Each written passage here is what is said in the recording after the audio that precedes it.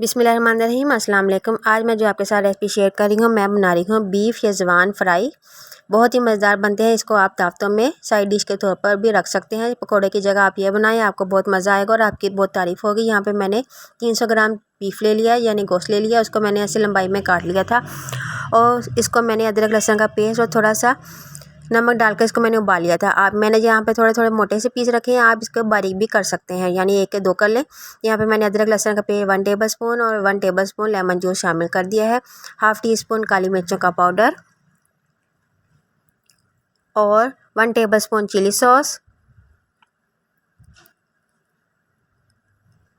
और schezwan sauce मैंने या शेज़वान चटनी आपके पास है तो 1 टेबल स्पून इसके अंदर शामिल कर दीजिएगा। हस्बे ज़ायका नमक याद रखिएगा, पहले भी हमने उबालते हुए इसके अंदर नमक शामिल किया है।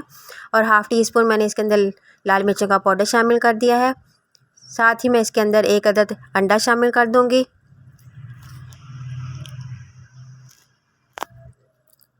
1 टेबल स्पून कॉर्नफ्लावर या अरारोट है वो भी शामिल कर सकते हैं। 2 टेबल स्पून मैं इसके अंदर मैदा शामिल कर दिया। इन सारी चीज़ों को अच्छी तरह हम मिक्स कर लेंगे और उसको तकरीबन हमने आधे घंटे के लिए मैरिनेट होने के लिए रख देना है।